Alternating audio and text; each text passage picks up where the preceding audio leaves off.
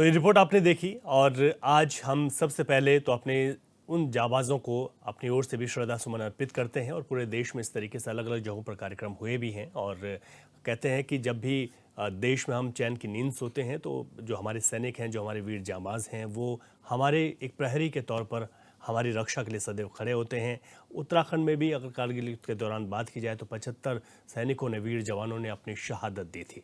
लेकिन कुछ सवाल उठते हैं, विपक्ष भी सवाल उठाता है कि जिस तरीके से वादे सरकार करती है वो वादे पूरे नहीं होते। उत्तराखंड में बात की जाए तो यहाँ पर कांग्रेस की सरकार रही, मौजूदा वक्त में भाजपा की सरकार है, लेकिन पॉलिटिकल पार्टियाँ क्या इसको लेकर सोचती हैं, उस पर हम चर्चा करेंगे। मैं अपने तमाम मेहमानों का स्वागत कर लेता हूँ और हमारे साथ अगर हम यहाँ पर नवीन पिरसाली जी हैं, भाजपा के प्रवक्ता हैं। नवीन जी, बहुत स्वागत है आपका। कांग्रेस से हमारे साथ अमरिंदर बिष्ट जी हैं। अमित जी, बहुत स्वागत है।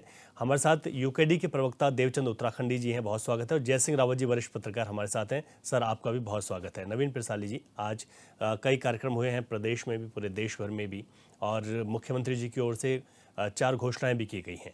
तो ऐसे में विपक्ष भी सवाल उठा रहा है, लेकिन जिस तरीके से सैनिकों के सम्मान में आपकी सरकार आगे बढ़ रही है, किस तरीके से आप लोगों का पूरा प्लान है कि सैनिकों और उनके आश्रितों को हम किसी भी चीज़ की कमी ना होने दें, और इसी वजह से आज जो घोषणाएं हैं उनको लेकर? जी रवि जी, आज कारगिल विजय दिवस है, जिसको शौर्य दिवस के रूप में भी हम मनाते हैं। और आप देख सकते हैं पूरे देश ने आज हर्षोल्लास के साथ ये दिवस मनाया और कारगिल की उन बर्फीली पहाड़ियों पर अपने अदम्य साहस और वीरता का परिचय देते हुए हमारे देश के शेरों ने अपना सर्वोच्च बलिदान देते हुए माँ भारती की आन बान और शान की रक्षा की। और उसके लिए पूरा देश उनकी वीरता के आगे नतमस्तक है। हम नमन करते हैं उनको। और जहाँ तक सैनिकों की बात है, सेना की बात है, तो मैं समझता हूँ कि भारतीय सेना के आधुनिकीकरण से लेकर जो भी एक नई सेना के तौर पर उनको जो एक विकसित भारत के लिए विकसित सेना की जो आवश्यकता होती है, उस उद्देश्य को ध्यान में रखते हुए भारतीय जनता पार्टी की सरकार ने लगातार पिछले 10 वर्षों में भारतीय सेना को रिफॉर्म करने की कोशिश की है। चाहे वो आत्मनिर्भरता की ओर ले जाना हो, चाहे सैनिकों का आधुनिकीकरण करना हो, चाहे सेनाओं को और जवान बनाने का हो, तो सभी मोर्चों पर भारतीय जनता पार्टी की सरकार ने सेना को एक नई दिशा दी है। और मैं समझता हूं कि भारतीय सेना अपने आप में एक अनूठी सेना है। और इसके लिए आप देख सकते हैं कि पिछले 10 सालों में जिस प्रकार से भारतीय जनता पार्टी की सरकार ने माननीय मोदी जी के मार्गदर्शन और नेतृत्व में आत्मनिर्भरता की बात की, मेक इन इंडिया की बात अगर की, तो सबसे पहले हमने सैनिक साजो सामान की बात की। और सैनिक साजो सामान में आज भारत इस स्थिति में है कि हथियारों की हम सप्लाई दूसरे देशों को भी करते हैं। जहां हम पहले वर्षों से दूसरे देशों से हथियार मंगाते थे, तो आज भारत उस स्थिति में पहुंच गया है कि दूसरे देशों को अपने हथियार सप्लाई कर रहा है। और बहुत सारे स्ट्रेटेजिक जो पार्टनरशिप होती है, रशिया के साथ हो चाहे फ्रांस के साथ हो, डील हुई है, तो वो टेक्नोलॉजी ट्रांसफ़र की बात हुई है और भारतीय स्वदेशी टेक्नोलॉजी निर्मित करने की बात हुई है, सेना को टेक्नोलॉजी से उसके आधुनिकीकरण की बात हुई है। तो मैं कह सकता हूँ कि जहां पहले आपने देखा होगा कि पिछली सरकारों में, कांग्रेस की सरकारों में या दूसरी सरकारें जो भी थी, वहां पर सैनिकों का जिस प्रकार से सम्मान नहीं हो पाता था, उसको सम्मान को करने की कोशिश भारतीय जनता पार्टी की सरकार ने की। और भारतीय जनता पार्टी की सरकार ने माँ भारती के लिए अपने प्राणों को न्यौछावर करने वाले हर वीर सैनिक के लिए ससम्मान उनके घर तक की जो वापसी की है, वो अपने आप में एक मिसाल है। और मैं समझता हूँ कि हमारे सैनिकों को जो सम्मान मिलना चाहिए वो सरकारों को देना चाहिए। और आज मुख्यमंत्री जी ने, आपने देखा होगा कि घोषणा की है, जो आज तक राशि 10 लाख रुपए की थी उसको 50 लाख रुपए करने की कोशिश घोषणा उन्होंने की है। वो भी एक बहुत महत्वपूर्ण घोषणा है। मैं मुख्यमंत्री जी को आज सभी चारों घोषणाओं के लिए बधाई देना चाहता हूं और मैं समझता हूं कि ये भी एक अच्छा कदम मुख्यमंत्री जी ने लिया। ठीक है। अमरिंदर बिष्ट जी, आपकी ही पार्टी के कुछ नेताओं ने ये भी सवाल उठाया कि जिस तरीके से वायदे किए जाते हैं वो वायदे पूरे नहीं होते हैं, और हमने देखा कि उत्तराखंड में इस वजह से ये चीज़ें महत्वपूर्ण हो जाती हैं क्योंकि यहाँ पर हमारे 75 जवानों ने तब शहादत दी थी, और अभी भी हमने देखा कि इस तरह की घटनाएं होती हैं जिसमें उत्तराखंड के वीर जाबाजों की सबसे ज़्यादा शहादत होती है। आज शौर्य दिवस है और शौर्य दिवस के अवसर पर जितने भी कारगिल युद्ध में हमारे वीर सैनिक शहीद हुए थे, मैं अपनी पार्टी की ओर से उनका भावभीनी श्रद्धांजलि देता हूं, उनको सलाम करता हूं। और चूंकि एक राजनीतिक विषय नहीं है, ये सेना के मान सम्मान का विषय है, इसलिए राजनीतिक टिप्पणी इस पर मैं नहीं करना चाहता जी। लेकिन फिर भी चूंकि ऐसा कुछ आरोप लगा कांग्रेस की तरफ, मेरी पार्टी की तरफ, कि कांग्रेस ने सेना की मजबूती के लिए कोई काम नहीं किया, तो आप जानते ही हैं कि इस देश की आज़ादी के साथ ही जब से इस देश की सेना स्थापित हुई है इस देश में, चाहे उनके सम्मान को लेकर के जितने भी मेडल्स हों या जितने भी सेना को मजबूत करने का काम कर सकते थे, वो देश की कांग्रेस पार्टी की सरकारों ने किया। और ठीक है, भारतीय जनता पार्टी को ऐसा लगता है कि आज उनकी सरकार में सैनिकों के लिए कुछ काम हो रहे होंगे, लेकिन मुझे लगता है कि ये कोरे वादे हैं। और जैसा आपने अभी अपनी रिपोर्ट में भी दिखाया कि कारगिल शहीदों के को लेकर के कितनी तमाम घोषणाएं हुई, बड़ी बड़ी घोषणाएं हुई, उनके गांव में, उनके क्षेत्रों में क्या क्या कैसी कैसी योजनाएं उनके नाम पर चलाई जाएंगी, उनका हाल आपने देखा। मैं उस पर बाद में जाऊंगा, लेकिन उससे पहले हमको ये समझना चाहिए कि भारतीय जनता पार्टी की जो सरकार है, नरेंद्र मोदी जी की जो सरकार है, वो सैनिकों के सम्मान को लेकर के कितनी संवेदनशील है। जो सरकार अग्निवीर जैसी योजना को चला रही है, जिन्होंने अग्निवीर जैसी योजना शुरू की, आप उससे समझ जाइए कि सेना उनके लिए कितनी गंभीरता का विषय है। हाल में ही लोकसभा में रक्षा बजट भी पेश किया गया, जो जनरल बजट हुआ, उसमें आप जानते हैं कि रक्षा बजट पिछले साल की तुलना में कम किया गया है, उसमें कटौती हुई है। इससे भी इनकी गंभीरता का पता लगता है। और उत्तराखंड में छाती ठोककर जिस सैन्य धाम को बनाने की बात कर रहे थे, उस सैन्य धाम में उसकी ज़मीन से लेकर के पहली बात तो उसकी ज़मीन में ही भारतीय जनता पार्टी की सरकार ने घोटाला कर दिया। मामला माननीय उच्च न्यायालय में है और उच्च न्यायालय ने उस पर जो पिटिशनर है उनको राहत दी और सरकार से उसमें जवाब मांगा है। आप कहते हैं कि उत्तराखंड के संदर्भ में अगर बात करें तो आपने देखा होगा कि जब कांग्रेस की सरकार राज्य बनने के बाद यहाँ बनी, तो कांग्रेस की सरकार में ही पूर्व सैनिक कल्याण निगम जो है उसकी स्थापना की गई, ताकि शहीदों के परिजनों के जो बच्चे हैं, जो युद्ध विधवाएं हैं या जो उनकी विधवाएं हैं, उनको किस तरह से जो नौकरियां दे करके किस तरीके से उनको आत्मनिर्भर बनाया जा सकता है। तो ये कह देना कि आज भारतीय जनता पार्टी की सरकार इस दिशा में काम कर रही है, मैं दावे के साथ कह सकता हूं कि इस देश को जय जवान और जय किसान का नारा हमारी सरकारों ने दिया, ठीक है, लेकिन इन्होंने किसानों को भी मारने का काम किया और अब इनका अगला निशाना सेना पर है। और जिस तरीके से तमाम बजट में कटौती को लेकर के बात हो या जो जिन बातों को मैंने कहा, उससे ये स्पष्ट होता है कि अब इनका निशाना सेना पर है। ठीक है, यूकेडी से हमारे साथ देवचंद उत्तराखंडी जी हैं। देवचंद उत्तराखंडी जी, क्योंकि इस वक्त आप भले ही यूकेडी के प्रवक्ता हैं, लेकिन आप साथ में एक पूर्व सैनिक भी हैं और आप बहुत अच्छे तरीके से समझ सकते हैं कि सेना की क्या ज़रूरतें होती हैं और उत्तराखंड में जो है किस तरीके से जो यहाँ की शहादतें हुई हैं उस पर यहाँ की सरकारों ने, मौजूदा में भाजपा है लेकिन यहाँ पर कांग्रेस और भाजपा ने बराबर राज किया है। देखिए रवि जी, सर्वप्रथम आपके चैनल से मैं उत्तराखंड क्रांति दल की तरफ से कारगिल वार में जितने भी शहीद हुए, जो जांबाज सैनिक हमारे शहीद हुए हैं, उनको श्रद्धांजलि देता हूं।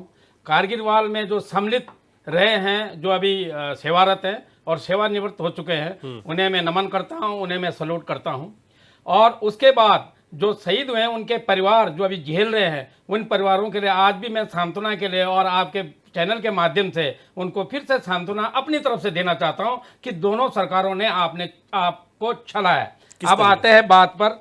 बात यह है कि सैनिकों के लिए क्या कौन कर रहा है, लेकिन अभी जो यहाँ पर कांग्रेस और बीजेपी जो गुणगान गा रही है, वो कहीं और घुमा करके बात कर रही है। मैं सीधा आपको 2-3 सवालों का पूछना चाहूँगा कि 75 सैनिक आपकी रिपोर्ट के अनुसार यह सब कारगिल वार की बात कर रहे हैं, बाकी वार में भी मरते हैं, लेकिन एक बाकी जो छोटी मोटी हमारे जो उग्रवादियों के साथ घटनाएं वो भी वार के समकक्ष है, वार के बराबर है। लेकिन मैं सिर्फ और सिर्फ कारगिल वार की बात कर रहा हूं, जिनको आज 25 साल पूरे हो चुके हैं।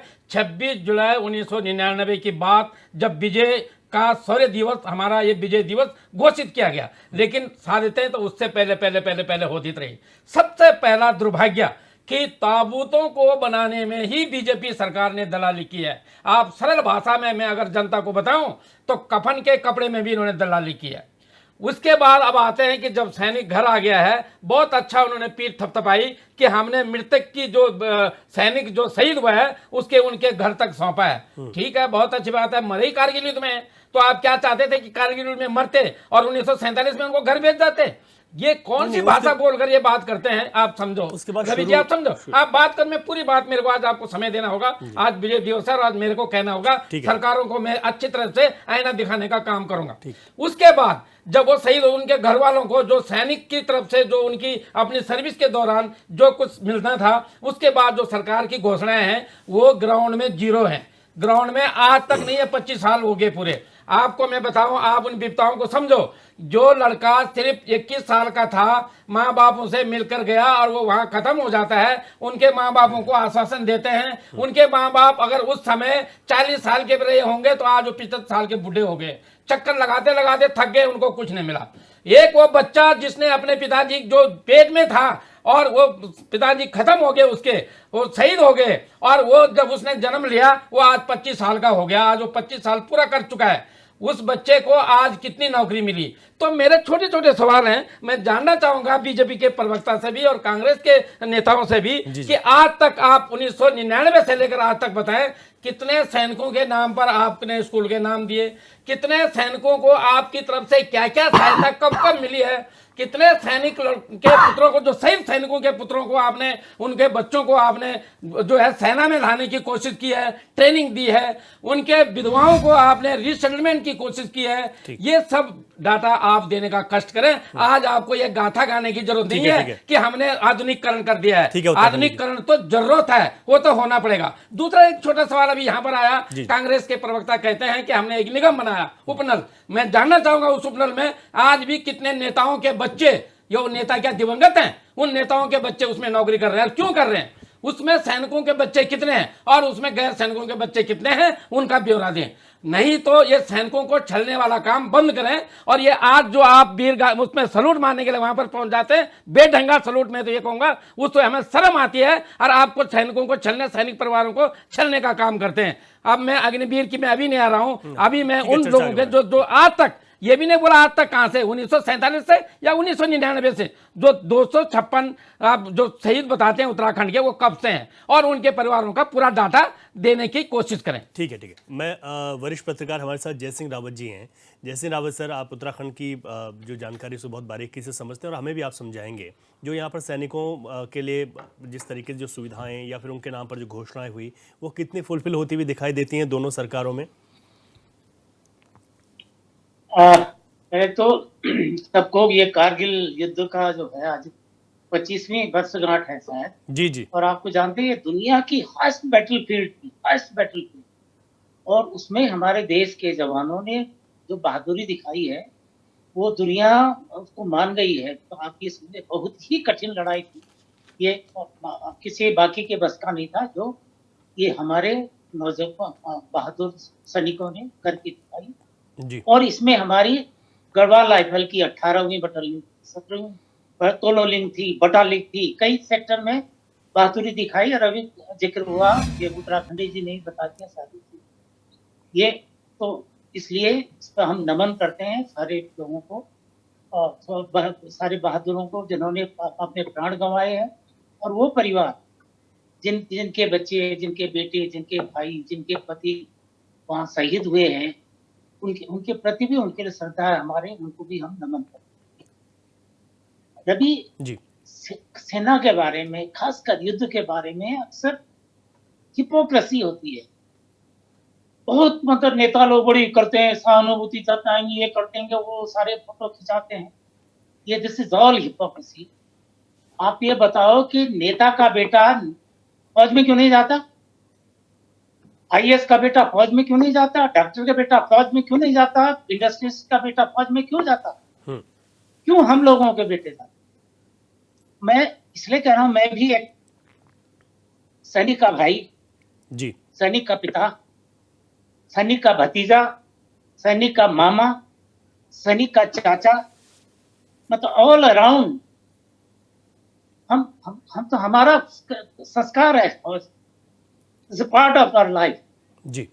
ये नेताओं का क्यों नहीं है? क्यों हम जो सीमित परिवार हैं इस देश के, कि क्या देश की रक्षा की जिम्मेदारी उन्हीं की है जी? क्या गुजरात में कितने लोग जाते हैं? बाकी लोग कितने जाते हैं? क्यों हरियाणा, उत्तराखंड, उत्तर प्रदेश, पंजाब, राजस्थान, कुछ कहा भाई तुम बहादुर हो, तुम ये लड़ो, सारे लोग क्यों नहीं जाते? और बड़े बड़े जब होते ये, आप ये बहादुरी का जज्बा अपने यहाँ क्यों नहीं जताते? हमारे यहाँ क्यों आते हैं उत्तराखंड में, तुम बहादुर हो, ये करो वो करो, और तुम खुद क्यों नहीं करते? ये सारी चीजें हिपोक्रेसी। अभी एक बात उठी है साहब की, हाँ कारगिल जब युद्ध हुआ तो उसमें कारगिल कमेटी बनी थी, जी है ना? कारगिल कमेटी उस समय ये हुआ कि इतनी हार्श माउंटेन वॉरफेयर का सवाल था और सेना में बुजुर्ग बुजुर्ग हो गए थे कि कैसे होगा भविष्य के युद्ध, अगर ऐसे लड़े जाएंगे, नए नए किस्म के वॉरफेयर होंगे तो फिर कैसे लड़ा जाएगा? तो जी। फिर के सुब्रमण्यम की अध्यक्षता में कमेटी बनी थी, उसमें लेफ्टिनेंट जनरल थे, एक क्या बीजी वर्गीस भी थे, पत्रकार आप जानते होंगे, जी और सेक्रेटरी थे उसके डिफेंस के, 3-4 लोग थे, उन्होंने बनाई उस समय। तो उसकी एक रिकमेंडेशन ये भी थी कि हमारी सेना फिट रहनी चाहिए। फिट कैसे रहेगी? वो यंग रहनी चाहिए, युवा रहनी चाहिए, ठीक है ना? तो जी। युवा रहने के लिए उनका रिकमेंडेशन क्या था? कम से कम वो जो हमारी अभी 17 साल 18 साल के जवान के लिए है, राइफलमैन के लिए, वो था वो 7 साल से 10 साल के बीच कर दिया जाए, राइट? जी इस तरह के था। अगर इनको कर दिया 7 से 10 साल के बीच हो, ये रिटायर हो जाएंगे भरी जवानी में, तो क्या होगा? इनको पैरामिलिट्री में एडजस्ट करेंगे और तो वो कहेंगे अगर पैरामिलिट्री में इनको हमने एडजस्ट कर दिया तो क्या यहाँ वो खिप जाएंगे? ये एडजस्ट हो जाएंगे, इनको फौज की ट्रेनिंग है इनकी, और वो पुलिसिंग है या दूसरी है, उसमें कैसे एडजस्ट हो पाएंगे? उनके जो ट्रेनिंग के संस्कार ही अलग हैं। जी जी जी तो इसलिए कहा गया था कि बीएसएफ आईटीबीपी वालों को भी इसमें फौज में ट्रेनिंग दी जाए, ताकि फौज के संस्कार ये पैरामिलिट्री में आ जाए, पैरामिलिट्री संस्कार फौज में आ जाए। जी तो इन्होंने क्या किया? इन देखो बड़े खैर ख्वाहों ने, इन्होंने कहा अगर 7 साल होगी तो ग्रेजुएटी देनी पड़ेगी, बाकी सारी चीजें देनी पड़ेंगी। अभी आया ना, अभी तो जो संसद में उठा वो क्या है, वो 1 करोड़ किसका है? वो तो अरे वो तो इंश्योरेंस है। जी जी वो तो इंश्योरेंस तुम्हारा क्या है? तो मैं इस तरह से क्यों किया? क्योंकि इधर से आपको 1 रैंक पेंशन की वाहवाही लूटनी थी, बन नहीं पा रहा था, तो क्या करें, कैसे करें? फौज को कटौती कर दो, उनका वो कर दो, अग्निवीर कर दो। आज क्या हुआ?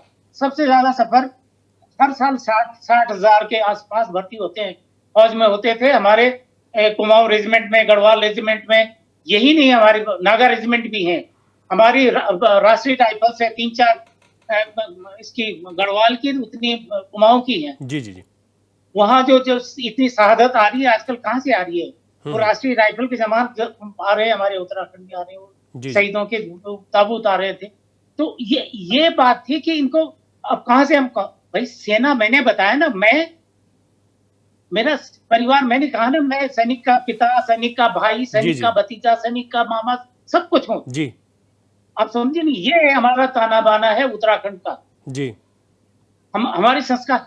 अब ये संस्कार केवल हमारे ही क्यों हैं जी? ये सारे देश के क्यों नहीं है? बाकी लोग जो बड़ी बड़ी गप मारते हैं। दूसरी बात, सैनिक कल्याण मंत्री कहते हैं साहब हमने, अरे आपने कितनी बहादुरी दिखाई, इधर बोलो ना, उत्तराखंड की जनता के सामने बोलो। अब वही उत्तराखंड की जनता क्या करती है? जब मैं देखता हूँ शहीद होता है, हुआ मेरे गांव में एक शहीद हुआ 48 राष्ट्रीय राइफल का जवान, बहुत होनहार बच्चा, सब आए, सारा इलाका वहां आ गया, उस गरीब का बेटा, मुख्यमंत्री जी भी, सारे लोगों ने गले लगा दिया उसके पिता को, उस गरीब को, घर जो कुछ नहीं, अनपढ़ गंवार, ठीक, गरीब आदमी, गांव का सबसे गरीब आदमी है जी। बाद में उसके बच्चे के लिए, अरे हमने कहा कहीं नौकरी दिला दो इसको। कई बार मैं सीएम साहब को चला गया, ये अपने बहादुर सैनिक कल्याण मंत्री जी के पास चला, ये चौधरी साहब सचिव, उनके पास चला गया, कई बार चले गए, धक्के खाने, कुछ नहीं, क्योंकि आपने जो बात करनी थी तो कह दी, नहीं कर दी। उसमें दुनिया बड़ा जोश आ गया, सबको कर दिया, सब पूरी पास हम होते तो नहीं क्या कर लेते। उसके बाद गया, बात गई।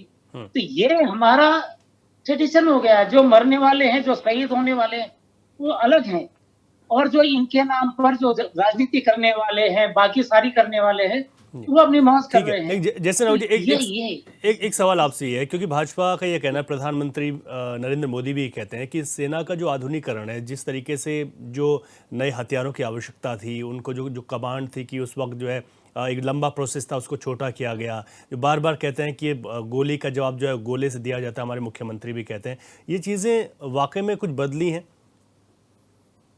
देखिए, ऐसा है कि हर सरकार करती है, इन्होंने भी किया। जो वेपन्स का जो प्रोक्योरमेंट है, जी। क्या इन्होंने भी किया है। मैं नहीं कह रहा हूँ नहीं, लेकिन किसने किया? जगुआर कौन लाया? बाकी सारे मिग कौन लाया था? बाकी ये इतने सारे कौन लाया? ठीक है। पाकिस्तान का विभाजन किसने किया? सिक्किम को भारत के साथ किसने मिलाया?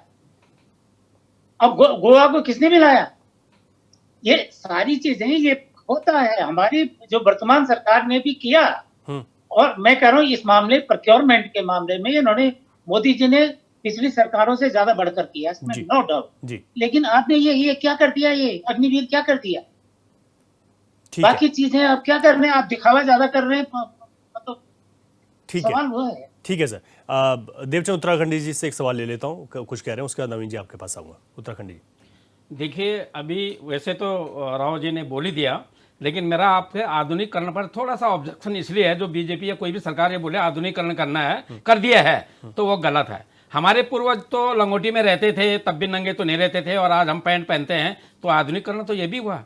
तो ये तो जरूरत है आज की। अगर कोई ये बोले हम आधुनिकीकरण करने, तो धीरे धीरे और आगे भी जरूरत है। जैसे जैसे हम ये देखेंगे कि दुश्मनों के पास क्या अवेलेबिलिटी है, वो हमको भी तैयार करना है। उसको हमने तो आधुनिकीकरण कर सरकार दिया। कर ये जो है कोई अपना थपथपाने के लिए ना करें, ये जरूरत है। नहीं तो आपको देश को गुलाम की तरफ जाना पड़ेगा। वो भी सैनिक थे जब गुत्थम गुत्था की लड़ाई होती थी। मैं तो सबसे पहले तो मैं अपने आप को सौभाग्य समझता हूं, मैं कारगिल के वार में मैं सहभागी था। और लोग ये कहते भैया आप कैसे बच के आगे, जब इतने लोग वहां गए तो आप कैसे बच के आगे? लेकिन वो तो ऊपर वाले की कृपा, हमको थोड़ा ये लाइफ लाइन लंबी रही होगी तो हम आगे।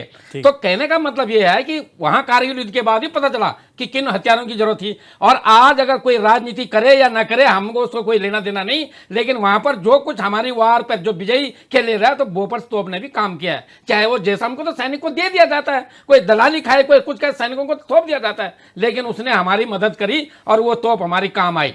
कहने का मतलब आधुनिकीकरण करने के लिए जो बीजेपी सरकार पिछले सिर्फ 10 सालों से, ऐसे लगता है कि 2014 से कोई हथियार ही नहीं थे, तो वो बहुत गलत है। हम तो आज की बात में ये कहेंगे कि आप आधुनिकीकरण का ढर्रा मत बताओ। जरूरत के मुताबिक ये समय समय पर बदलता रहेगा, हर सरकार को चाहिए होगा, ये करना पड़ेगा। अगर आप ज्यादा ही आधुनिकीकरण करने की बात कर रहे हैं, तो आप सेना के सैन्य बजट को कम क्यों कर रहे हैं? और सबसे पहले तो आपने अग्निवीर ला करके उसी बजट को सबसे पहले कम कर दिया, सेना को कमजोर कर दिया है, और आप आधुनिकीकरण की बात करते हैं। ठीक है, मैं नवीन जी से ले रहा हूँ। नवीन जी, अब उत्तराखंड पर थोड़ा सा आ जाते हैं। ये तो ठीक है, आरोप उन्होंने लगाए, ठीक है। मैं कह रहा हूँ कि उत्तराखंड में जिस तरीके से बहुत सारे आज हमने देखा कि इन गाँव में कहीं पर शहीद के नाम पर सड़क जानी थी, सड़क का शिलान्यास हो गया, लेकिन सड़कें नहीं पहुंच पाई। शहीद के कहीं पर द्वार बनने थे। इस तरीके से शहीद के आश्रितों को नौकरी की बात आई। अभी जयसिंह रावत जी ने भी एक एग्जाम्पल दिया, उन्होंने नाम सही दिया, तो एग्जाम्पल उसको आपको मानना पड़ेगा कि ऐसा होगा। तो इसको लेकर क्यों अब ये उदासीनता हो रही है? जब बातें हो रही हैं तो ये चीज़ें हो क्यों नहीं रही? देखिए रवि जी, जहाँ तक बात है कि जो शहीदों को जो सुविधाएं देनी थी सरकार द्वारा, हमारी सरकार लगातार प्रयास कर रही है। अगर कोई एक दो छूटे हैं जो, क्योंकि 1999 में कारगिल युद्ध हुआ था, उसके बाद बहुत सारी घोषणाएं हुई जी। और उत्तराखंड में सरकारें भाजपा की भी रही, कांग्रेस की भी रही, और भाजपा से पहले कांग्रेस की रही। तो अब कहाँ गड़बड़ी हुई या क्या हुआ, उस पर हम नहीं जाते हैं। मैं कहता हूँ कि हमारी सरकार की जिम्मेदारी है, और कहीं कोई अगर ऐसा है तो सरकार के संज्ञान में आएगा। और निश्चित तौर पर आज मुख्यमंत्री जी ने जो घोषणाएं की हैं वो सैनिकों के हित में हैं। और ये छोटी छोटी बातें, चाहे सड़क है और चाहे गेट है, ये छोटी बातें हैं सरकार के लिए, और सरकार इसको पूरा करेगी। अगर कहीं पर छूटा है तो इसकी जानकारी ली जाएगी, और मैं व्यक्तिगत तौर पर इस बात को अपनी सरकार तक पहुंचाऊंगा।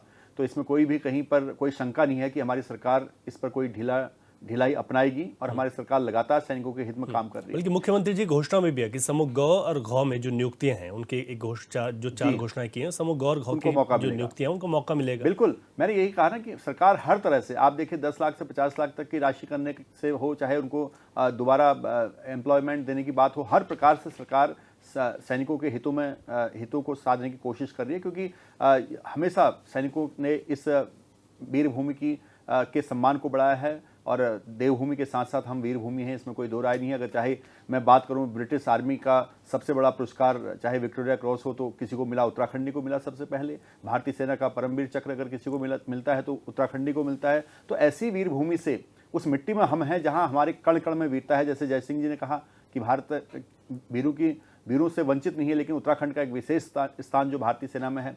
मैं बात करता हूं अपनी सरकार की, मैं इधर उधर की बात नहीं करता। आपने देखा होगा कि जब अटल बिहारी वाजपेयी जी ने पोखरण में परमाणु परीक्षण किया था तो किसी को कानू कान खबर नहीं हुई थी। ये एक सरकार का एक खुफिया तंत्र जो था उसने बहुत अच्छी तरह से काम किया, उसको अंजाम दिया। लेकिन उसके बाद हमने कहा कि हम परमाणु राष्ट्र हैं। उससे पहले हम कभी नहीं कहते थे कि हमारे पास परमाणु बम है या अणु बम है, हमारी शक्ति है। तो हमने पहली बार कहा कि हम परमाणु राष्ट्र बन चुके हैं। तो वहाँ से हमारी सरकार की शुरुआत होती है। और जहाँ तक बात है आधुनिकरण की, अभी उत्तराखंड जी ने उदाहरण दिया कि हमारे पूर्वज कैसे रहते थे, हमने क्या किया। अगर ज़रूरत भी पूरा करना सरकार का काम है, और अगर हमारी सरकार उस ज़रूरत को पूरा कर रही है, उस आधुनिकीकरण को कर रही है, तो मैं समझता हूँ कि हमारी सरकार ने एक बहुत बड़ा इनिशिएटिव लिया है। अब मैं नहीं समझता कि पैनलिस्ट यहाँ पर बहुत सारे पैनलिस्ट हैं, आप भी हैं।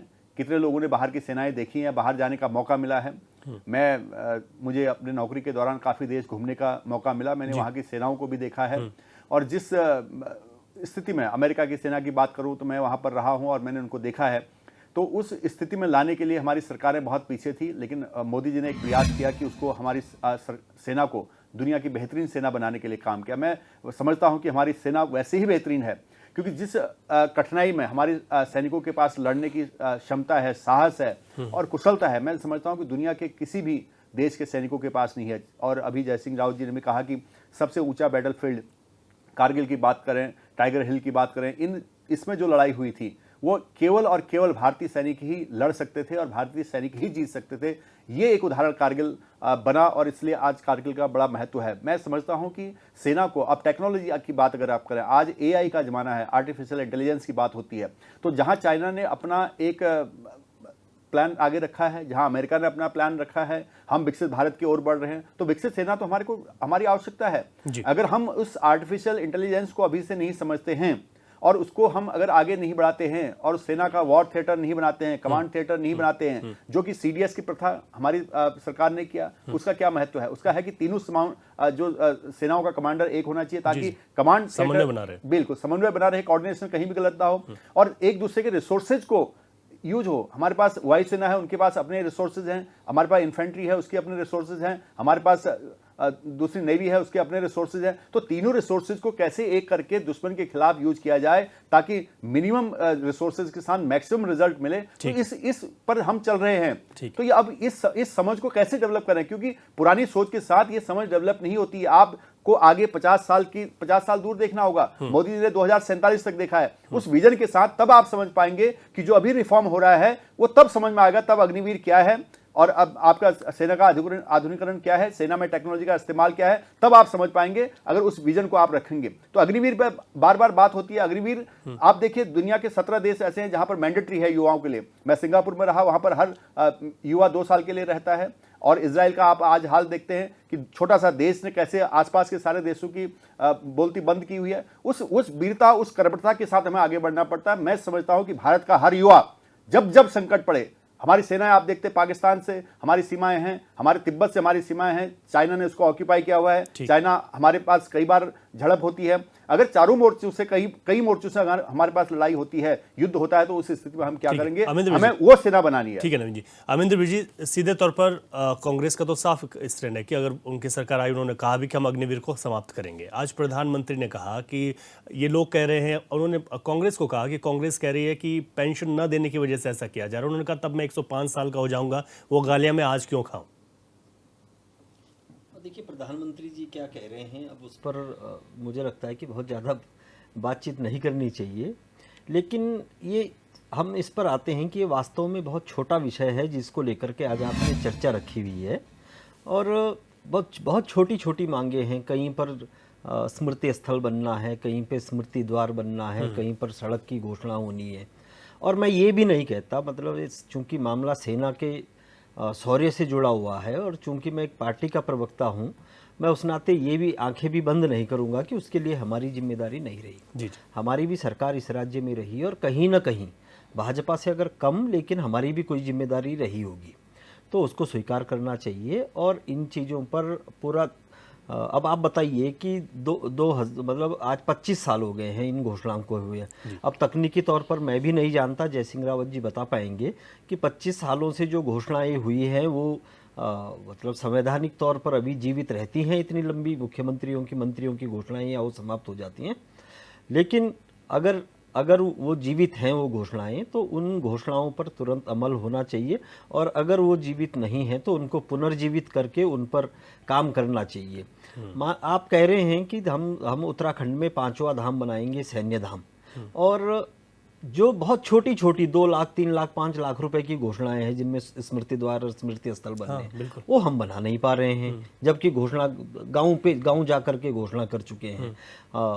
जिस दिन हमारा फौजी शहीद होता है और जब उनके शव को लेकर के यहाँ आते हैं, तो उस दिन ऐसा लगता है कि हमारे सैनिक का कितना सम्मान है, सेना का हम लोग कितना तो सम्मान करते हैं। लेकिन जैसे मुझे लगता है बहुत सारी जगह तो काम हुआ भी है, लेकिन जो कुछ चीजें छूट गई हैं वहां पर तो लापरवाही है। मैं वही कह रहा हूँ, ये तो बहुत कोई बड़े काम नहीं, ये तो बहुत छोटे काम हैं जिनको अगर मुख्यमंत्री की घोषणाओं में नहीं हो पा रहे हैं, तो उसके लिए सैनिक कल्याण विभाग है, उसके लिए उत्तराखंड का ये संस्कृति विभाग है, संस्कृति विभाग से भी इस तरीके के काम किए जाते हैं स्वतंत्रता संग्राम सेनानियों को।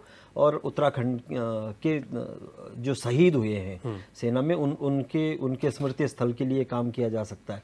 तो ये बहुत छोटे छोटे काम थे, और दोनों ही पार्टियों की सरकार ने अगर ये काम नहीं किए हैं तो ये दुर्भाग्यपूर्ण है। मैं फिर उस बात को कह रहा हूँ कि भाई वर्तमान में जो सरकार है, अगर अब तक नहीं भी हो पाए हैं जो काम, ये छोटे छोटे हैं, इनको जिला योजना के माध्यम से, राज्य योजना के माध्यम से और विभिन्न जो फंड्स हैं उनके माध्यम से इनको पूरा करवाना चाहिए। और जब एक तरफ सैन्य धाम को बनाने की बात हो रही हो, तो बुनियादी तौर पर जिन कामों को, जो काम रुके हुए हैं, उनको तो होना ही चाहिए जी। अब आपने जो सवाल किया था कि मोदी जी ऐसा कह रहे हैं, क्योंकि अग्निवीर को लेकर आप लोगों का विरोध है और उत्तराखंड से सीधे तौर पर जुड़ा हुआ। अग्निवीर हमारे जब हम 2024 का चुनाव लड़ रहे थे, तो अग्निवीर हमारा पहला मुद्दा था। हमने तब भी कहा था कि अगर सरकार बनी, अगर देश की जनता का अवसर ने सेवा का अवसर दिया, तो अग्निवीर को हम खत्म करेंगे। हमको अवसर नहीं मिला, और उस समय भारतीय जनता पार्टी के कुछ वरिष्ठ नेताओं ने, इवन जो रक्षा मंत्री थे राजनाथ सिंह जी ने, और अब भी रक्षा मंत्री हैं, उन्होंने भी इस बात के संकेत दिए थे कि अग्निवीर योजना में कुछ सुधार की आवश्यकता है। हम आपके इस मंच से फिर भी उनसे ये मांग करते हैं कि, उनकी सरकार से मांग करते हैं कि अग्निवीर जैसी योजना इस देश के हित की योजना नहीं है, उसको समाप्त करने की आवश्यकता है, और सरकार उसको समाप्त करे, और ताकि उत्तराखंड और पूरे देश का जो सैनिक है वो एक सम्मानजनक, क्योंकि वो नौकरी में भले ही है, लेकिन वो एक सम्मान भी चाहता है। तो कोई भी 4 साल के लिए वहाँ काम करना नहीं चाहता, वो पूरे जितना भी उनको सेवा करने का मौका मिलता है उस पूरा समय रहना चाहता है। तो इसलिए उनका भी सम्मान किया जाना चाहिए, रखा जाना चाहिए। ठीक है देवचंद उत्तराखंडी जी, भले ही आप यूकेडी के प्रवक्ता हैं, लेकिन पूर्व सैनिक भी हैं, और मैं आपसे यहाँ पर ये जानना चाहूँगा कि उत्तराखंड में जब आप लोग, क्योंकि भाजपा की तरफ हम देखें जो कार्यक्रम होते हैं, तो यहाँ पर सैनिकों का ये कहना है कि सम्मान में कई जिस तरीके से जो उनकी मांगे थी उनको पूरा किया गया है, उनके साथ भी खड़े देखते हैं। कुछ लोग ऐसे हैं जो कि कांग्रेस के साथ भी खड़े होते हैं, वो कहते हैं कि नहीं, ये सरकार काम नहीं कर रही है।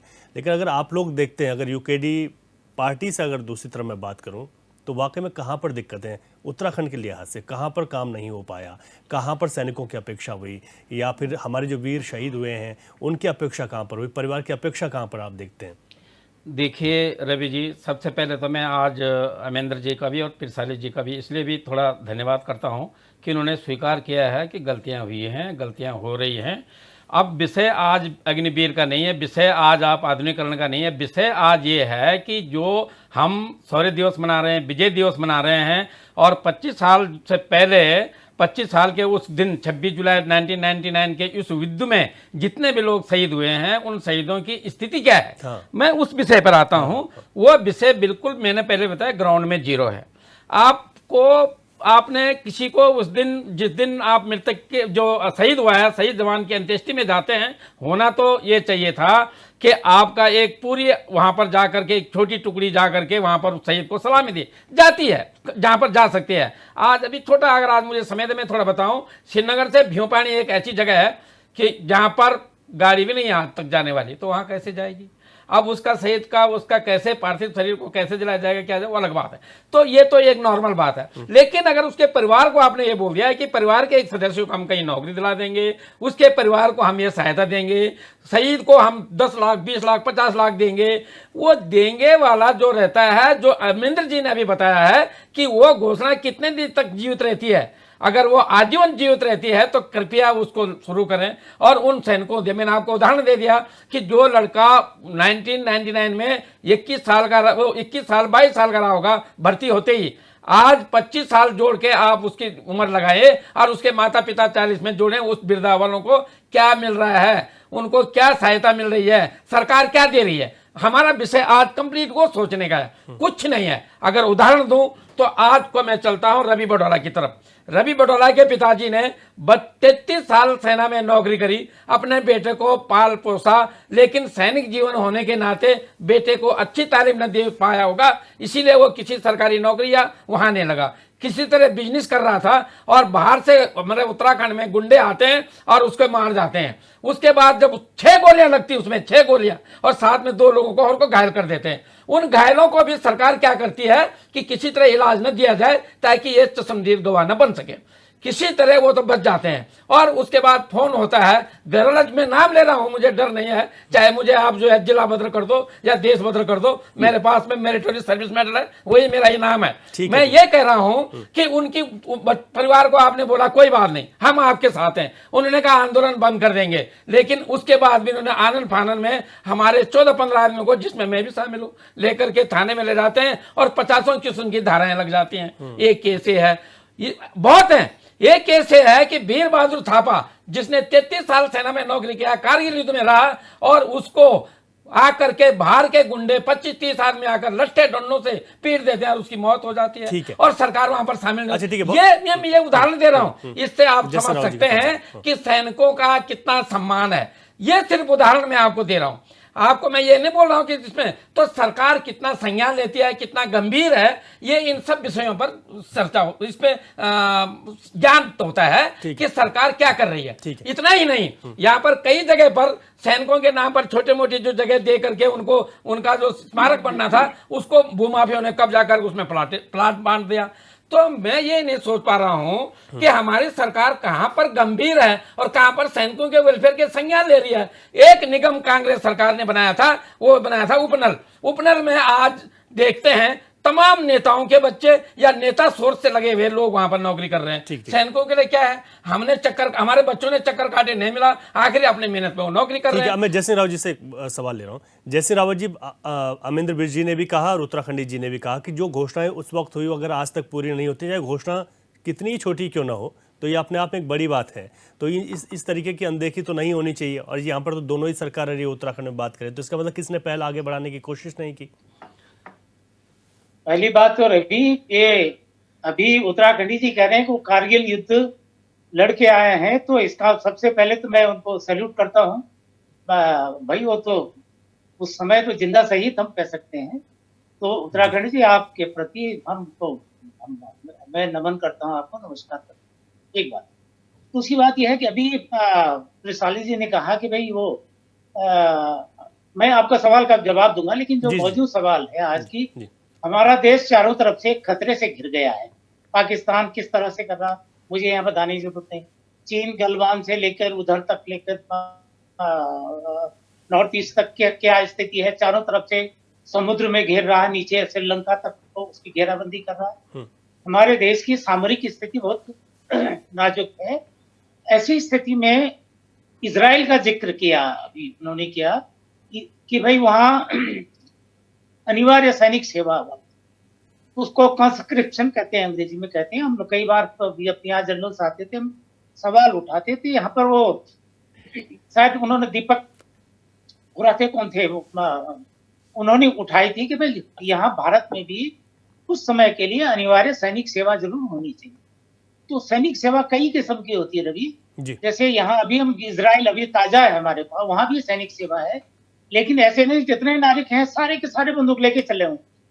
उसके लिए एक रिजर्व सैनिक सेवा में रजिस्ट्रेशन करना होता है ना? उनको ट्रेनिंग दी जाती है, ज़रूरत पड़ती है उनको निकाल लेते हैं, भाई तुम लड़ो। अब ये स्थिति होती। यही इज़राइल वो वहाँ यूक्रेन में भी अभी हो रहा, कह रहे हैं भाई सब रजिस्ट्रेशन करा लो, ज़रूरत पड़ेगी, यही है। तो आज दुनिया में लगभग 17-18 देश ऐसे हैं जहाँ ये चीज़ होती है। और आपने देखा होगा जो ब्रिटेन के जो राजकुमार थे दोनों, खाड़ी युद्ध में लड़े हैं वो। जी। अब एक तो नेवल में थे, एक दूसरे आर्मी में थे, दोनों लड़े, मतलब राजकुमार लड़ाई में युद्ध के क्षेत्र में भी गए। जी, जी। तो वहाँ भी है।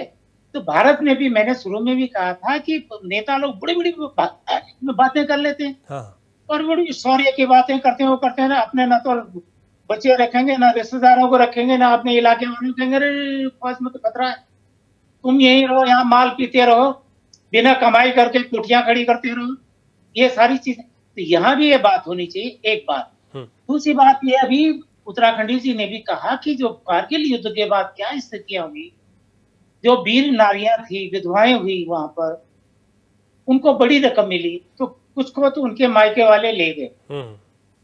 अब क्योंकि जो हुए तो यंग लड़के जो शहीद हुए हमारे गढ़वाल राइफल या कुमाऊं रेजिमेंट के या दूसरे थे, तो उनकी पत्नियां भी यंग थी, किसी के बच्चे थे, किसी के नहीं थे, तो वो मायके वाले ले गए क्योंकि वो बड़ी रकम उनको मिली, हो गया। थोड़े दिन मायके वालों ने या दूसरे लोगों ने उनके जो पैसे थे, कुछ लोगों ने पैसे की वजह से उनके साथ शादियां की, उनका शोषण किया, उनका पैसा हजम किया, फिर उनका जो बेकदरी थी कर दी।